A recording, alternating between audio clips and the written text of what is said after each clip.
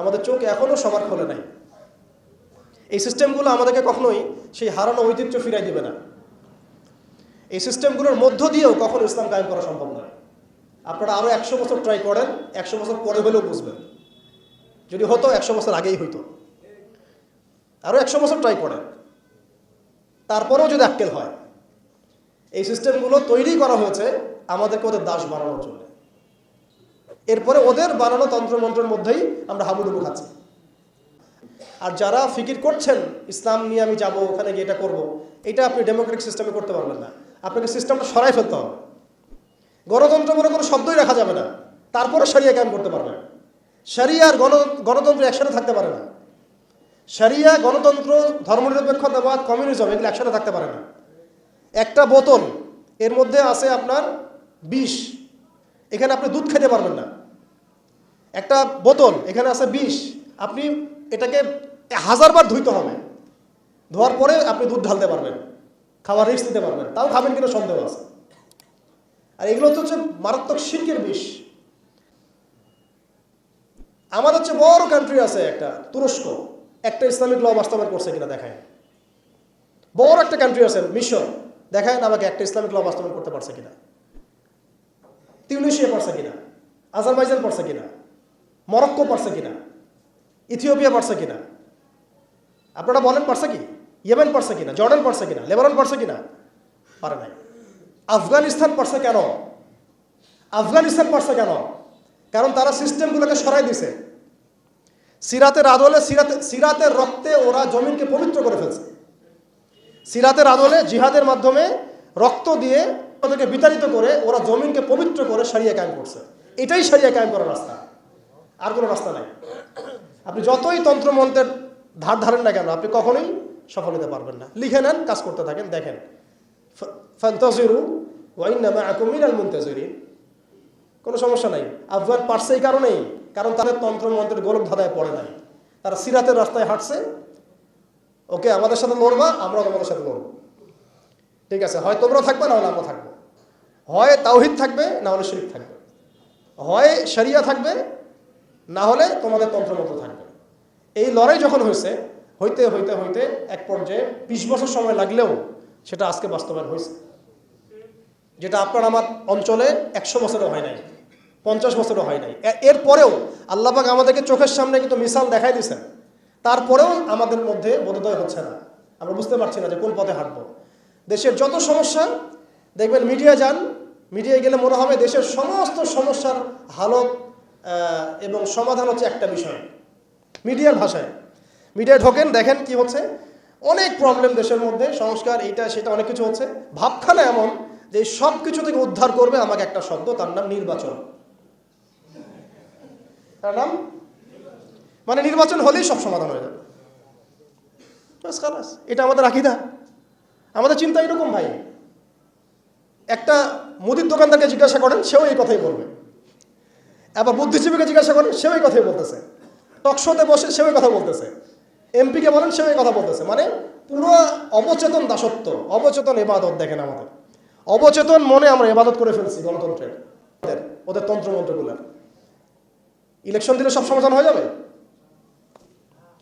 কোন পদ্ধতিতে আপনি দিবেন? দেওয়ার পরে কি হবে? মূলনীতি কি থাকবে? সংবিধান কি থাকবে? সংস্কারগুলো কি কি হবে? আপনি কি আল্লাহর জমিন, আল্লাহর দিন কায়েমের দিকে আসবেন কি না? এখানে তো অনেক কথা আছে। এগুলোকে সলিউশন না করে XYZ যেই আসুক, আপনি আমাকে বসায় দিলে আমি কিছুই করতে পারবো না। সিম্পল। আমাকে বসায় দেন, আমি কিছুই করতে পারবো না। আপনি সবচেয়ে পরহেজগার মানুষটাকে বসায় দেন, সেও কিছু করতে পারবে না, কারণ সিস্টেমটাই তাকে করতে দিবে না। এই জিনিসগুলো আমাদের বোঝা উচিত। উম্মার সংকটগুলো এইভাবে আমাদের আইডেন্টিফাই করতে হবে। আমরা কোন হালতে আছি এটা বোঝা জরুরি, এবং কোন হালতে আমরা ছিলাম এটা জানাও জরুরি। ভবিষ্যতে কি হতে পারে এটাও জানা জরুরি। এই তিনটা সন্ধিক্ষণ যদি আমি জানতে পারি, বুঝতে পারি, তাহলে আমি ইনশাআল্লাহ তাআলা অটোমেটিক্যালি আইডেন্টিফাই করতে পারবো যে আমার করণীয় কি। প্রথম পয়েন্টটাতে আসেন যে আমরা আসলে ছিলাম কোথায়, এই মুসলিম উম্মাহ ছিল কোথায়। আমরা তো একটা জাতি, একটা উম্মাহ, একটা দেহের মতো। একটা অংশ আঘাতপ্রাপ্ত হলে অন্য অংশ ব্যথা অনুভব করবে। আমরা এমন জায়গায় ছিলাম। আমরা নবী মুহাম্মদ সাল্লাল্লাহু আলাইহি ওয়াসাল্লামের জীবনী থেকে দেখতে পাচ্ছি যে এমন একটা সময় আজকে থেকে প্রায় 1400 বছর আগে চলে গেছে, যে সমাজটা একদম আইয়ামে জাহেলিয়াতে পরিপূর্ণ ছিল। সেখানে তাওহীদ ছিল না, সুন্নাহ ছিল না, আখিরাত ছিল না, রিসালাত ছিল না। মানুষ লাত, উজ্জা, হুবল, মানাত এগুলোর উপাসনা করত, মূর্তি পূজা করত, মানুষ সুদ খেত, মানুষ জেনা ব্যভিচার করত, বেশি বেশি মদ পান করত, গোত্রীয় হানাহানিতে লিপ্ত ছিল, নারী জাতির অবমাননায় লিপ্ত ছিল, এমনকি তারা মাদকদ্রব্য নিয়ে দিনরাত সময় কাটাতো। মানে এমন একটা সমাজ ব্যবস্থা আমরা দেখেছি 1400 বছর আগে, যে সময়টাকে ইতিহাস দুটা শব্দে আইডেন্টিফাই করে, আইয়ামে জাহেলিয়াত। এক কথায় আইয়ামে জাহেলিয়াত, অন্ধকারের যুগ, অন্ধকারের যুগ, দ্য এজ অফ ডার্কনেস, অন্ধকারের যুগ। এই অন্ধকারের যুগ আল্লাহ রাব্বুল আলামিন মাত্র 23 বছরের ব্যবধানে একটা কিতাব নাজিল করে, একজন নবীকে প্রেরণ করে, একজন নবীর সুন্নাহ দিয়ে, এবং একটা জামা, সাহাবায়ে কেরামের জামা, মানে ঐক্যবদ্ধ একটা প্ল্যাটফর্ম, এটাকে দিয়ে আল্লাহ রাব্বুল আলামিন মাত্র উইদিন 23 ইয়ার্স, মানে মাত্র 23 বছরের ব্যবধানে আল্লাহ রাব্বুল আলামিন এই সমাজের চিত্রটাকেই পরিবর্তন করে দিয়েছেন। এটা আমরা দেখেছি মাত্র 23 বছরের ব্যবধানে। তো সিরাতটা যদি আপনাদের পড়া থাকে তাহলে আপনারা বুঝতে পারবেন যে কিভাবে এই পরিবর্তনটা হয়েছে। যাদের সিরাতটা পড়া নাই তাদের বুঝতে একটু অসুবিধা হতে পারে। এই কারণে আমি আপনাদেরকে পরামর্শ দিই, যেভাবে আপনারা কোরআন শেখেন, যেভাবে হাদিসকে গুরুত্ব দিয়ে পড়েন, ঠিক সেইভাবেই নবী মুহাম্মদ সাল্লাল্লাহু আলাইহি ওয়াসাল্লামের পবিত্র জীবনীটাকে শুরু থেকে শেষ পর্যন্ত পড়ে শেষ করতে হবে। তাহলে আপনি ধাপগুলো বুঝতে পারবেন কিভাবে তিনি সমাজ সংস্কার করেছেন। না হলে বুঝতে পারবেন না। কোরআনের একটা আয়াত থেকে আপনি নিজে নিজে একটা দলিল তো বের করতে পারবেন না, একটা হাদিস থেকে আপনি নিজে নিজে একটা দলিল তো বের করতে পারবেন না। সিরাতটা যদি মাথায় থাকে, পুরো সিরাত মোবারক, পবিত্র সিরাত, তাহলে আপনি বুঝতে পারবেন কোন সিচুয়েশনে নবী সাল্লাল্লাহু আলাইহি ওয়াসাল্লাম প্রেরিত হয়েছিলেন, কিভাবে শুরু করেছেন, কিভাবে সামনে গিয়েছেন, কোন প্রেক্ষাপটে কিভাবে তিনি রিয়্যাক্ট করেছেন, এবং কিভাবে আস্তে আস্তে এই দিনটা অল্প গুটি কয়েক মানুষ থেকে পুরো জাজিরাতুল আরবের মধ্যে ছড়িয়ে পড়েছে, প্রতিষ্ঠিত হয়েছে। এক কথায় দিন কায়েম হয়েছে কিভাবে, এটা বুঝতে হলে সিরাত লাগবে। এটা যদি আমরা 2 মিনিটের মধ্যে বলি, তাহলে প্রথমে নবী সাল্লাল্লাহু আলাইহি ওয়াসাল্লাম ওহী প্রাপ্ত হয়েছেন। সেই ওহীটা হচ্ছে কোরআন এবং হাদিস এবং সুন্নাহ, এবং সেই ওহী দিয়ে তিনি দাওয়াতের কাজ শুরু করেছেন। তিনি মানুষের দরজায় দরজায় যাওয়া শুরু করেছেন। মক্কায় 13 বছর নিরলস পরিশ্রম করে তিনি দাওয়াতের মেহনত অব্যাহত রেখেছেন, এবং দাওয়াতটা ছিল পরিপূর্ণ ইসলামের দাওয়াত, আংশিক দাওয়াত নয়। আমাদের দাওয়াত, তার দাওয়াতের মধ্যে কিছু পার্থক্য দেখা যায় অনেক সময়। তার দাওয়াত ছিল পরিপূর্ণ ইসলামের দাওয়াত, আমরা কিন্তু ইসলামের অংশ বিশেষ নিয়ে কথা বলি বেশি। এটা খেয়াল রাখতে হবে। তিনি দাওয়াতের কাজ করেছেন পরিপূর্ণ ইসলামের দাওয়াত, উদখুলু ফিস সিলমি কাফা, এর উপর আমল করার জন্য। এখন এই দাওয়াতের ফলে প্রথম 3 বছর গোপন গোপন দাওয়াত হয়েছে, কিন্তু এই 3 বছরেই এমন কিছু সাহাবী তৈরি হয়েছিলেন যারা পরবর্তীতে বদর, উহুদ, খন্দক, খায়বার কাঁপিয়ে দিয়েছিলেন। যেমন আবু বকর সিদ্দিক, ওমর ইবনে খাত্তাব, ওসমান বিন আফফান, আলী ইবনে আবি তালেব, যায়েদ ইবনে হারসা, তারপরে বেলাল ইবনে রাবাহ, হামজা রাদিয়াল্লাহু আনহু, আব্দুর রহমান বিন আউফ, সাদ বিন আবি ওয়াক্কাস, আবু উবাইদা ইবনে জাররাহ, এরকম বরেণ্য সাহাবী যারা, এই সাহাবীরা তৈরি হয়েছেন কখন? ওই প্রথম সময়ের দিকে, প্রথম 13 বছরে। প্রথম 3 বছর গোপন দাওয়াতে এরকম বরেণ্য সাহাবায়ে কেরাম ইসলাম কবুল করা শুরু করেন। এরপরে দাওয়াতের গতি আরও বেগবান হয় যখন মক্কার শক্তিশালী কিছু মানুষ ইসলাম কবুল করেন, যেমন হামজা রাদিয়াল্লাহু আনহু, ওমর ইবনে খাত্তাব, এইরকম কিছু মানুষ। কারণ তাদের একজনের বক্তব্য বা একজনের অবস্থান সমাজে আরও 100 জনের সমান ছিল, 1000 জনের সমান ছিল। যখন সমাজে দাওয়াতের মধ্য দিয়ে প্রভাবশালী কিছু ব্যক্তি ইসলামের দিকে চলে আসে, তখন ইসলাম শক্তিশালী হয় এবং দাওয়াতটা বেগবান হওয়া শুরু হলো। দাওয়াত যত বেগবান হওয়া শুরু হলো, ততই কাফেরদের নির্যাতন বাড়তে থাকলো। দাওয়াত যত বেগবান হচ্ছিল, নির্যাতনের মাত্রা তত বাড়ছিল। আমরা বিপরীতভাবে বলতে পারি, নির্যাতনের মাত্রা যত বাড়ছিল, দাওয়াতও তত বেগবান হচ্ছিল। আজকের বিষয় তাই হচ্ছে। ইসলামকে মুছে ফেলার যত চেষ্টা করা হচ্ছে, ইসলাম ততই ছড়িয়ে পড়ছে, আলহামদুলিল্লাহ। তো এই বিষয়গুলো সিরাত থেকে দেখবেন সব মিলে যাবে। ওই যে আইয়ামে জাহিলিয়াতের বর্ণনা দিলাম, এখনকার বিশ্বে এই প্রত্যেকটা জাহিলিয়াত মজুদ আছে। প্রথমে যে আইয়ামে জাহিলিয়াতের যে খাসলতগুলো বললাম, সেগুলো এখনকার বিশ্বে শতভাগ মজুদ আছে। এটা অনেক লম্বা আলোচনা।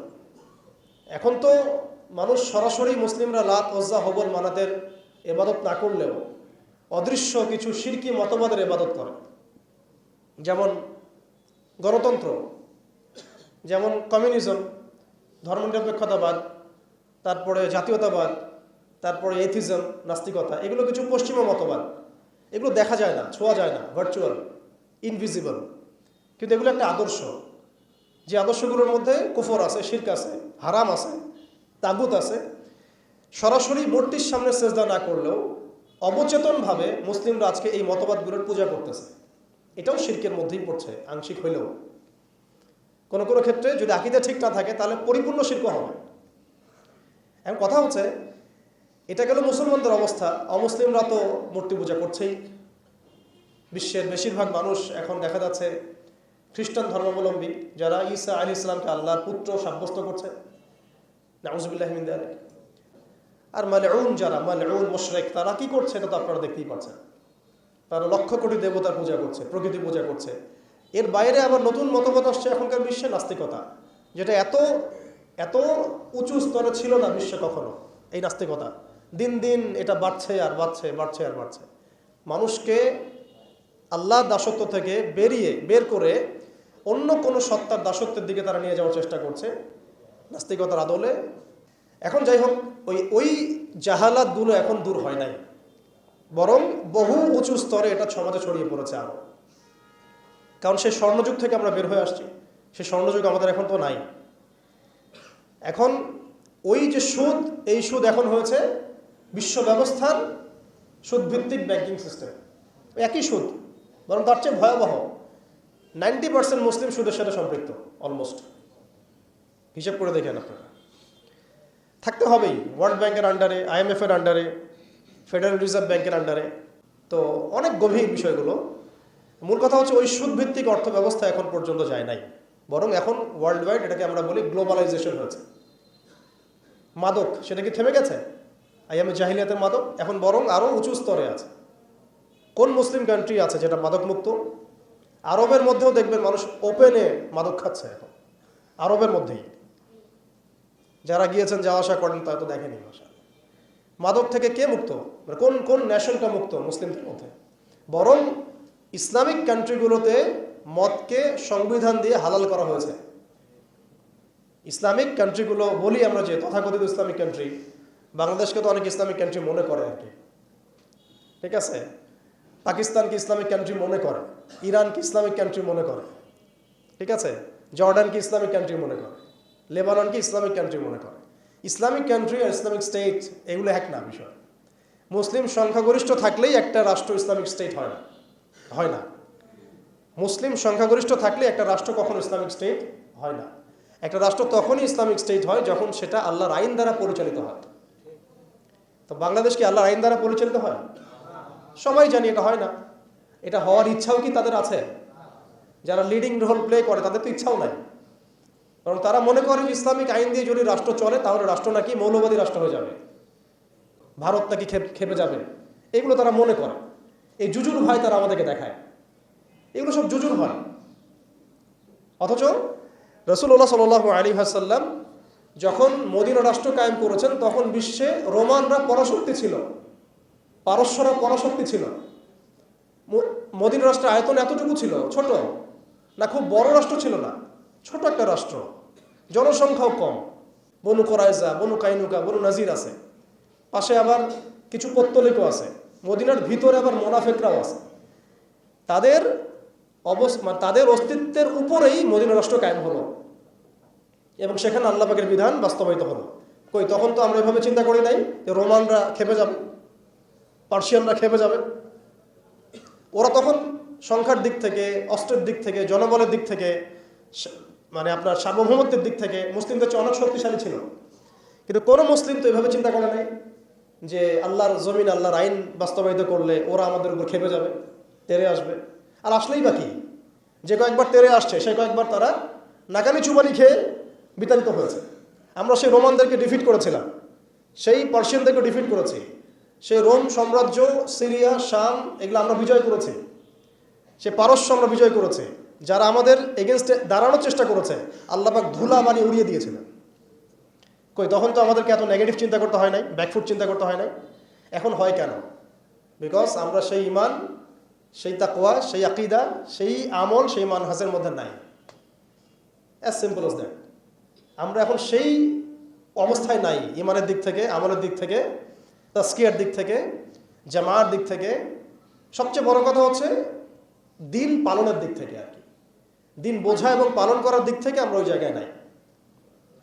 আমরা দেখুন দিন পালন করছি আংশিক, যতটুকু আমার পক্ষে পসিবল হচ্ছে আংশিক, বুফের মতো আমরা মনে করছি, যেটা ইচ্ছা নিব, যেটা ইচ্ছা নিব না। দিন তো বুফে না। উদখুলু ফিস-সিলমি কাফা মানে হচ্ছে দিনে আমাকে পরিপূর্ণরূপে প্রবেশ করতে হবে। যখন যেটা আমার সামনে আসবে আমাকে সেটা করতে হবে। ফরজ হয়েছে নামাজ পড়তে হবে, জাকাত ফরজ হলে জাকাত দিতে হবে, হজ ফরজ হলে হজ করতে হবে। আমার এখানে অপশনাল কোনো থিঙ্কিং এর তো সুযোগ নাই। পর্দা ফরজ হলে পর্দা করতে হবে, ইভেন জিহাদ ফরজ হলে জিহাদও করতে হবে।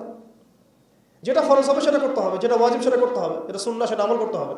এখানে তো আমার অপশন নাই যে আল্লাহ আমি পর্দাটুকু বাদ দিয়ে দাও আমার জন্য, নাউজুবিল্লাহ, আমার জন্য মদটাকে হালাল করে দাও, নাউজুবিল্লাহ, আমার জন্য জেনাকে হালাল করে দাও, নাউজুবিল্লাহ। এটা কি সম্ভব? কিন্তু আমরা এই সিস্টেমগুলোর মধ্য দিয়ে আল্লাহর হালালকে হারাম করছি, হারামকে হালাল করছি। তো আমি বলছিলাম ওই জাহালাতের এই না সুদভিত্তিক সিস্টেম দূর হয়েছে, আর না সেই মাদক দূর হয়েছে, আর না সেই শিরক দূর হয়েছে, আর না গোত্রীয় হানাহানি দূর হয়েছে। গোত্রীয় হানাহানি কি দূর হয়েছে? না। এখন হানাহানি গণতান্ত্রিক ভাষায় করলে জায়েজ, তাই না? গণতান্ত্রিক লেভেল দিয়ে হানাহানি, মারামারি, কাটাকাটি, মিছিল, মিটিং, শোডাউন, রাস্তায় কোপাকুপি সব জায়েজ। কিন্তু ইসলামের পরিভাষায় যদি আমরা জিহাদ ফি সাবিলিল্লাহ বলি তাহলে আটকে ওঠে, বাপরে বাপ কি অবস্থা, তাহলে মৌলবাদী জঙ্গি সন্ত্রাস। ছাত্ররা যা করেছিল জুলাইয়ে, এই কাজটার 10%ও যদি দাড়িটুপি বলাটা করতো তাহলে মনে হয় বাংলাদেশেও সব মসজিদ সিলগালা মেরে দিত, সব মাদ্রাসা সিলগালা করে দিত, তাই না? মানে গণতান্ত্রিক পরিভাষায় এই ফিতনাগুলো জায়েজ, তাই না? ফিতনা মানে পরীক্ষা, ফিতনা মানে শব্দ কি? পরীক্ষা। এই পরীক্ষাই তো আমরা। কিন্তু ইসলামিক পরিভাষা যদি আমরা ইবাদত বলি, ইসলামিক পরিভাষা একটা ইবাদত, সেটা নাজায়েজ হয়ে যাচ্ছে। আর গণতান্ত্রিক পরিভাষায় তথাকথিত এই গণতান্ত্রিক রাষ্ট্রে এবং গণতান্ত্রিক এই বিশ্বে এগুলোকে তারা জায়েজ করে নিয়েছে।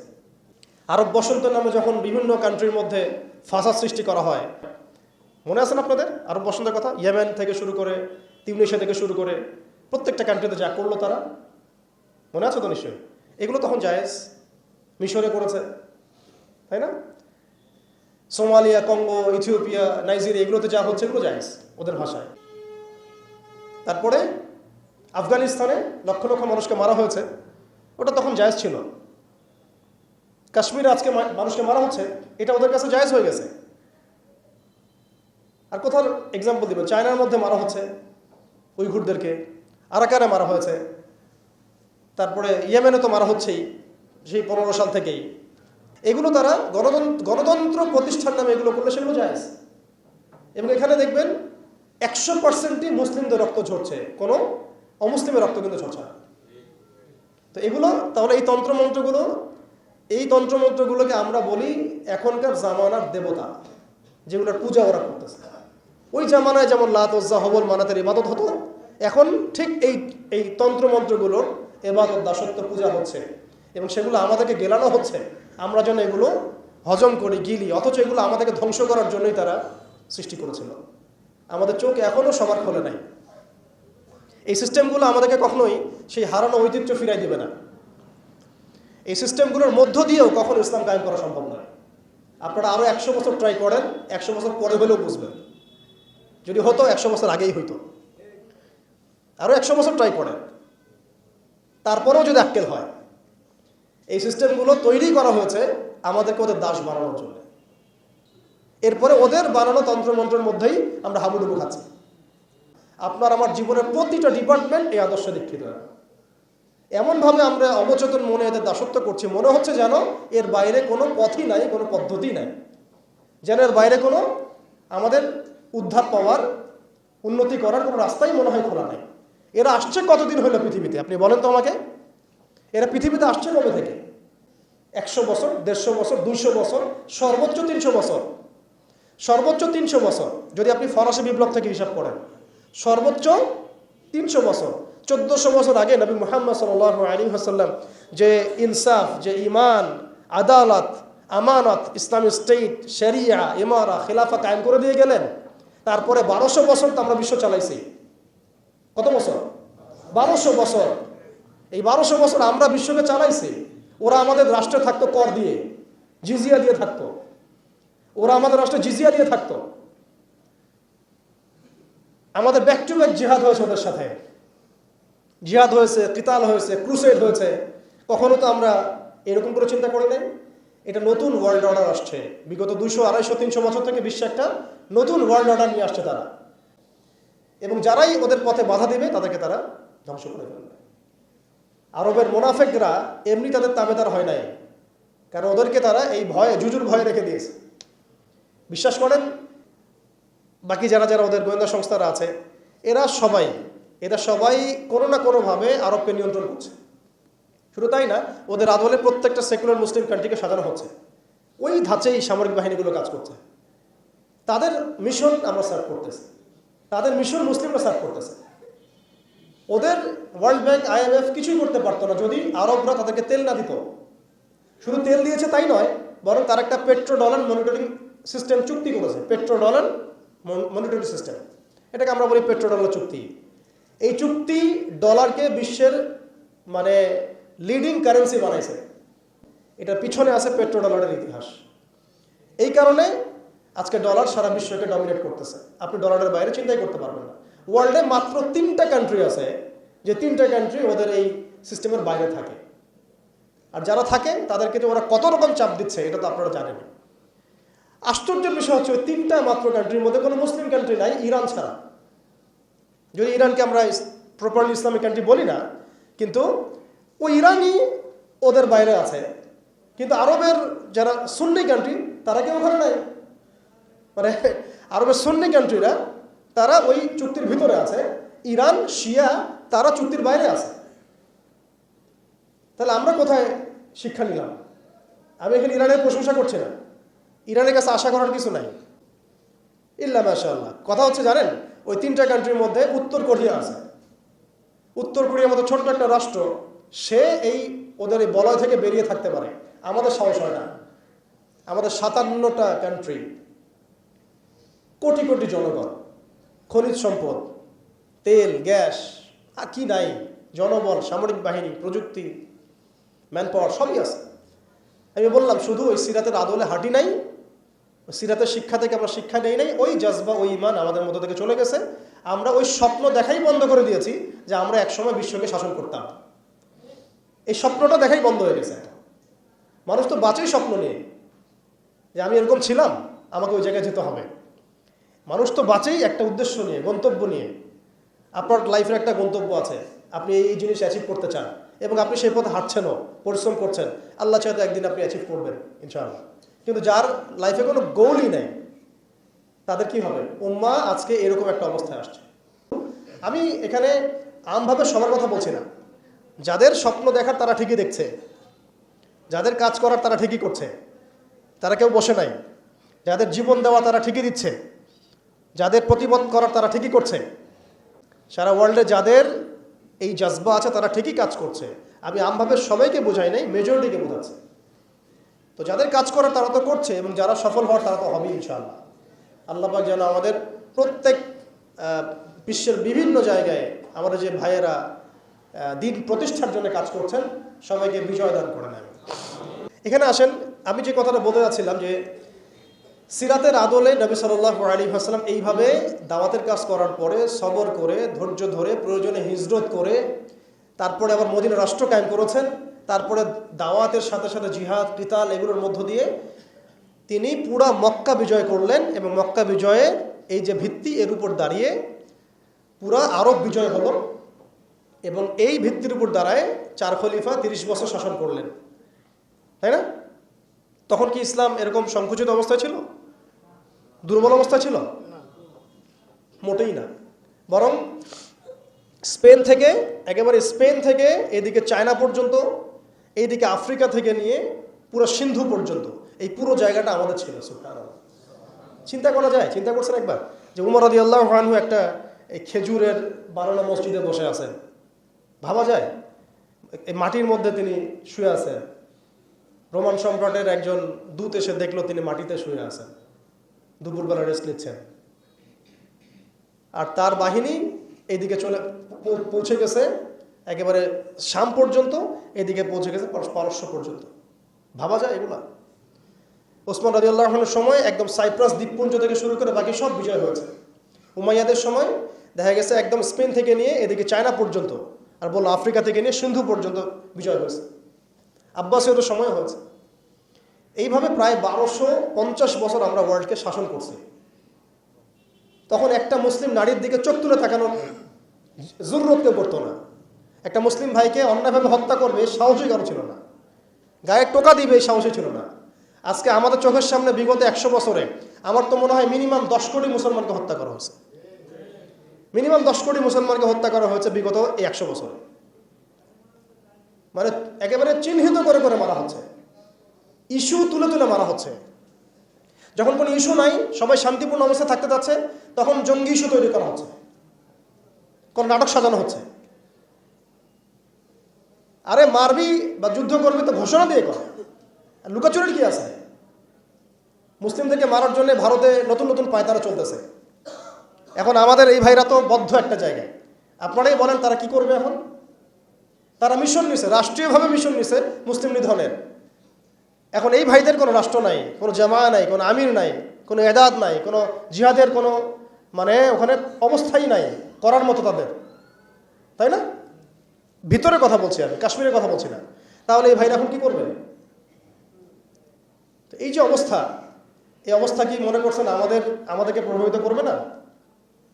অভ্যন্তরীণভাবে এখানে বাংলাদেশে আমরা বেশিরভাগ মুসলিম হলেও আমাদের আশেপাশে চতুর্দিকে ঘোরাফেরা করতেছে কুফফাররা, চতুর্দিকে ঘোরাফেরা করতেছে। আপনি কাকে বিশ্বাস করবেন? চায়নাকে বিশ্বাস করবেন? ভারতকে বিশ্বাস করবেন? নেপাল ভুটানকে বিশ্বাস করবেন? না মায়ানমারকে বিশ্বাস করবেন? আপনি যাবেন কোন দিকে? আমাদের প্রস্তুতিটা কি? আমাদের প্রিপারেশন কি? রাষ্ট্র কি প্রিপারেশন নিচ্ছে? আমার কথা হচ্ছে রাষ্ট্র নাকি যুদ্ধ করে? সবাই বলেন একটা কথা না, রাষ্ট্রের অধীনে যুদ্ধ। তো রাষ্ট্র কি প্রিপারেশন নিচ্ছে? রাষ্ট্রের সেই ফিকির আছে কিনা? রাষ্ট্রের তো এই ফিকিরটুকু নাই যে রাষ্ট্রের মধ্যে ইসলামিক আইনগুলো বাস্তবায়িত হোক। এইটুকু ফিকির নাই তো আপনাদের। যারা ইলেকশন নির্বাচন গণতন্ত্র এগুলো করতেছেন, কার ফিকির আছে? আল্লাহর কসম করে বুকে হাত দিয়ে বলেন তো কার ফিকির আছে ক্ষমতায় গিয়ে আপনি আল্লাহর আইন বাস্তবায়ন করবেন? ইসলামপন্থী ভাইদের কথা বাদ দিচ্ছি, ইসলামপন্থী ভাইদের কথা বাদ দিলাম, আমি সেকুলারদের কথা বলছি, ডেমোক্রেটিকদের কথা বলছি। কারণ রাষ্ট্র চলে আসছে এইভাবেই। আর যারা ফিকির করছেন ইসলাম নিয়ে আমি যাব, ওখানে গিয়ে এটা করবো, এটা আপনি ডেমোক্রেটিক সিস্টেমে করতে পারবেন না। আপনাকে সিস্টেমটা সরাই ফেলতে হবে। গণতন্ত্র বলে কোনো শব্দই রাখা যাবে না, তারপরে শরিয়া কায়েম করতে পারবেন। শরিয়া আর গণতন্ত্র একসাথে থাকতে পারে না। শরিয়া, গণতন্ত্র, ধর্মনিরপেক্ষতাবাদ, কমিউনিজম এগুলো একসাথে থাকতে পারে না। একটা বোতল, এর মধ্যে আছে আপনার বিষ, এখানে আপনি দুধ খেতে পারবেন না। একটা বোতল, এখানে আছে বিষ, আপনি এটাকে 1000 বার ধুইতে হবে, ধোয়ার পরে আপনি দুধ ঢালতে পারবেন, খাওয়ার রিস্ক নিতে পারবেন, তাও খাবেন কিনা সন্দেহ আছে। আর এগুলো হচ্ছে মারাত্মক শিরকের বিষ। আমাদের হচ্ছে বড় কান্ট্রি আছে একটা তুরস্ক, একটা ইসলামিক ল বাস্তবায়ন করছে কিনা দেখায়। বড় একটা কান্ট্রি আছে মিশর, দেখায় না আমাকে একটা ইসলামিক ল বাস্তবায়ন করতে পারছে কিনা। তিউনিসিয়া পারছে কিনা, আজারবাইজান পারছে কিনা, মরক্কো পারছে কিনা, ইথিওপিয়া পারছে কিনা? আপনারা বলেন পারছে কি? ইয়েমেন পারছে কিনা, জর্ডান পারছে কিনা, লেবানন পারছে কিনা? পারে নাই। আফগানিস্তান পারছে কেন? আফগানিস্তান পারছে কেন? কারণ তারা সিস্টেমগুলোকে সরাই দিছে। সিরাতের আদলে, সিরাতের রক্তে ওরা জমিনকে পবিত্র করে ফেলছে। সিরাতের আদলে জিহাদের মাধ্যমে রক্ত দিয়ে ওদেরকে বিতাড়িত করে ওরা জমিনকে পবিত্র করে শরিয়া কায়েম করছে। এটাই শরিয়া কায়েম করার রাস্তা, আর কোনো রাস্তা নাই। আপনি যতই তন্ত্রমন্ত্রের ধার ধারেন না কেন, আপনি কখনোই সফল হতে পারবেন না। লিখে নেন, কাজ করতে থাকেন, দেখেন ফান্তাজিরু ওয়া ইন্না মাআকুম মিনাল মুনতাজিরিন। কোনো সমস্যা নাই। আফগান পারছে এই কারণেই, কারণ তাদের তন্ত্র মন্ত্রের গোলক ধাঁধায় পড়ে নাই, তারা সিরাতের রাস্তায় হাঁটছে। ওকে, আমাদের সাথে লড়বা, আমরাও তোমাদের সাথে লড়বো, ঠিক আছে? হয় তোমরা থাকবে, না হলে আমরা থাকবো। হয় তাওহীদ থাকবে, না হলে শিরক থাকবে। হয় শরিয়া থাকবে, না হলে তোমাদের তন্ত্রমন্ত্র থাকবে। এই লড়াই যখন হইতে হইতে হইতে এক পর্যায়ে 20 বছর সময় লাগলেও সেটা আজকে বাস্তবায়ন হয়েছে, যেটা আপনার আমার অঞ্চলে 100 বছরও হয় নাই, 50 বছরও হয় নাই। এরপরেও আল্লাহ পাক আমাদেরকে চোখের সামনে কিন্তু মিসাল দেখাই দিয়েছেন, তারপরেও আমাদের মধ্যে বোধোদয় হচ্ছে না, আমরা বুঝতে পারছি না যে কোন পথে হাঁটবো। দেশের যত সমস্যা দেখবেন, মিডিয়া যান, মিডিয়ায় গেলে মনে হবে দেশের সমস্ত সমস্যার হালত এবং সমাধান হচ্ছে একটা বিষয়, মিডিয়ার ভাষায়। মিডিয়ায় ঢোকেন, দেখেন কি হচ্ছে, অনেক প্রবলেম দেশের মধ্যে, সংস্কার এইটা সেটা অনেক কিছু হচ্ছে। ভাবখানা এমন যে সব কিছু থেকে উদ্ধার করবে আমাকে একটা শব্দ, তার নাম নির্বাচন। তার নাম মানে নির্বাচন হলেই সব সমাধান হয়ে যাবে, বাস খালাস। এটা আমাদের আকীদা, আমাদের চিন্তা এরকম ভাই। একটা মুদির দোকানদারকে জিজ্ঞাসা করেন, সেও এই কথাই বলবে। আবার বুদ্ধিজীবীকে জিজ্ঞাসা করেন, সেও এই কথাই বলতেছে। টকশোতে বসে সেও এই কথা বলতেছে। এমপিকে বলেন, সেও এই কথা বলতেছে। মানে পুরো অবচেতন দাসত্ব, অবচেতন ইবাদত। দেখেন আমাদের অবচেতন মনে আমরা ইবাদত করে ফেলছি গণতন্ত্রের, ওদের তন্ত্রমন্ত্রগুলার। ইলেকশন দিলে সব সমাধান হয়ে যাবে? কোন পদ্ধতিতে আপনি দিবেন? দেওয়ার পরে কি হবে? মূলনীতি কি থাকবে? সংবিধান কি থাকবে? সংস্কারগুলো কি কি হবে? আপনি কি আল্লাহর জমিন, আল্লাহর দিন কায়েমের দিকে আসবেন কিনা? এখানে তো অনেক কথা আছে। এগুলোকে সলিউশন না করে XYZ যেই আসুক, আপনি আমাকে বসায় দিলে আমি কিছুই করতে পারবো না। সিম্পল, আমাকে বসায় দেন, আমি কিছুই করতে পারবো না। আপনি সবচেয়ে পরহেজগার মানুষটাকে বসায় দেন, সেও কিছু করতে পারবে না, কারণ সিস্টেমটাই তাকে করতে দিবে না। এই জিনিসগুলো আমাদের বোঝা উচিত। উম্মার সংকটগুলো এইভাবে আমাদের আইডেন্টিফাই করতে হবে। এখানে আমাদের ওই হারানো ঐতিহ্যটাকে আমরা বুঝতে পারলাম, আমরা কোথায় ছিলাম আমরা, এটা কি বুঝতে পারছেন? এখন দেখেন আমরা আসি কোথায়। এখন আসি কোথায়? এক বাক্যে, আমাদের সারা ওয়ার্ল্ডে কোনো খিলাফা স্টেট নাই, 1 নাম্বার কথা। 2 নাম্বার, নাই তো নাই, জেরুজালেম আমাদের হাতে ছিল, ওইটাও আমাদের কাছ থেকে কেড়ে নেওয়া হয়েছে। তারপরে আমাদেরকে এরকম 57টা পিস পিস রাষ্ট্রে ভাগ করা হয়েছে, ওই খেলাফা রাষ্ট্রকে বাদ দিয়ে। এবং প্রত্যেকটা রাষ্ট্রের মধ্যে মোনাফেক শাসক বসায় দেওয়া হয়েছে। একদম খোলামেলা বলে দিলাম, প্রত্যেকটা রাষ্ট্রের মধ্যে ম্যাক্সিমাম মোনাফেক শাসক বসায় দেওয়া হয়েছে, যারা নিজেরাই পশ্চিমের হয়ে সার্ভ করবে এবং আল্লাহর জমিনে তাগুত কায়েম করবে, আল্লাহর জমিনে তাগুত কায়েম করবে। এবং করেছে তারা এটা। তাগুত কি তারা তো বুঝে না। তাগুত মানে শয়তান। যেখানে আল্লাহর বিধান চলে না, ওখানে শয়তানের বিধান চলে, সিম্পল। এটা 1000 জন বুদ্ধিজীবী মিলেও যদি একটা সংবিধান লিখে আর সেখানে আল্লাহ বিরোধী আইন থাকে, সেটা তাগুত। সেটার নাম কি? তাগুত। এই তাগুত মানে শয়তান। কেউ যদি ওর প্রতি ইমানদার হয়ে মারা যায়, জাহান্নামে যাবে। কেউ যদি ওর প্রতি ইমানদার হয়ে মারা যায়, সরাসরি জাহান্নামে যাবে ইনশাআল্লাহ। কারণ সে তাগুতের দাসত্ব করছে। আর আমাদেরকে বলাই হয়েছিল, ওয়ামা ইয়াকফুর বিত্তাগুত ওয়া ইউমিন বিল্লাহ ফাকাদ ইসতামসাকা বিল উরওয়াতিল ওয়াসকা লা ইনফিসামা লাহা ওয়াল্লাহু সামিউন আলিম। সূরা বাকারায় 256 নম্বর আয়াত পড়ে দেখুন, বাসায় গিয়ে আয়াতুল কুরসির পড়ে আছে। তাগুতকে কুফরি না করা পর্যন্ত কেউ মুমিন হইতে পারবে না। তাগুতের সাথে কুফরি না করা পর্যন্ত কেউ মুমিন হইতে পারবে না, এটাই বাস্তব। এখন এইভাবে আমাদেরকে ভাগ করা হয়, মুনাফিক শাসক বসায় দেওয়া হয়। শুধু তাই না, প্রত্যেকটা কান্ট্রির মধ্যে ওই 4 দেবতা 5 দেবতা ঢুকাই দেওয়া হয়েছে, ওই যে বললাম আগে। তারপরে একটা একটা ডিপার্টমেন্ট ধরে ধরে তারা ধ্বংস করছে, একটা একটা ডিপার্টমেন্ট ধরে ধরে। রাজনীতি ধ্বংস করছে, ইসলামিক রাজনীতি সরাই দিয়েছে। অর্থনীতি ধ্বংস করছে, সুদ ঢুকাই দিয়েছে। তার মধ্যে ঘুষ আছে, ইনফ্লেশন আছে, দুর্নীতি আছে, এগুলো তো আছেই। তারপরে সমাজের যে আমাদের ব্যাপারগুলো, সমাজের নীতি নৈতিকতার বিষয়গুলো দেখেন একেবারেই উঠাই দিচ্ছে, দিন দিন উঠাই দিচ্ছে। কি অবস্থা! আর এদিকে আপনি পতিতালয়ে গেলে, ওটা হচ্ছে শ্রমিকের কাছে গেছেন আপনি। কি বুঝাচ্ছে আমাদেরকে তাহলে? এটাই তো নাকি? আর স্ত্রীর সাথে একটু জোরাজুরি তো হতেই পারে। এই জোরাজুরি তো ভালো, এর মধ্যে মহব্বত আছে। আর আপনি নাউজুবিল্লাহ কেউ যাবে পতিতালয়ে, তাদেরকে বলা হচ্ছে তারা শ্রমিক। তার তসলিমা নাসরিনকে আমরা এখান থেকে বিতাড়িত করছিলাম কেন?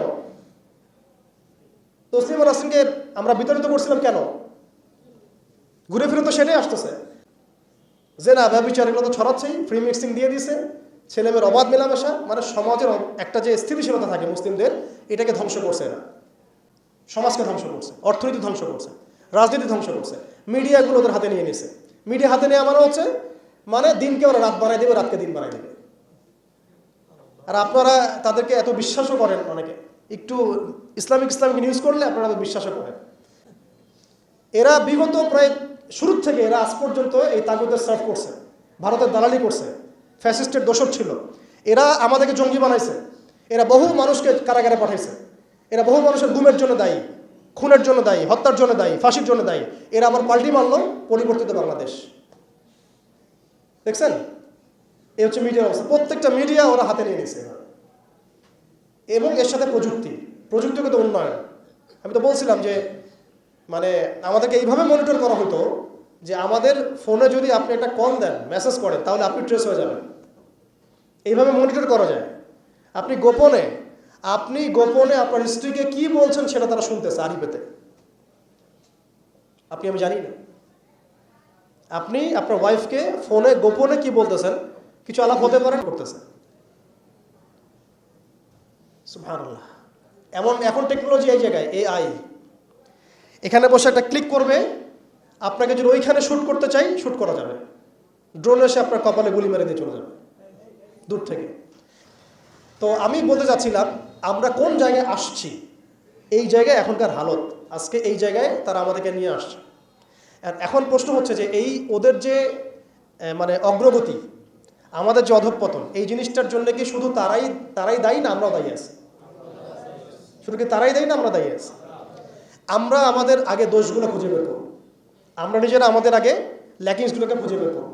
আপনি দেখবেন, খুঁজতে থাকেন, প্রথম ল্যাকিংস পাবেন আপনি, আমি, বেশিরভাগ মানুষই জীবনের মৌলিক উদ্দেশ্য থেকে সরে গেছে।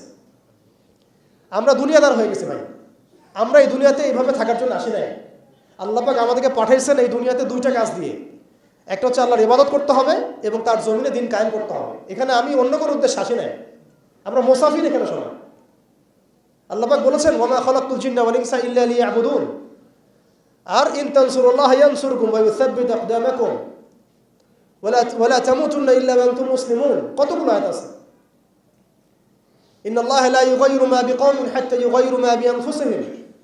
আয়াতের পর আয়াত বলা যাবে আমাদেরকে এই দুনিয়াতে পাঠানো হয়েছে দুইটা কাজ।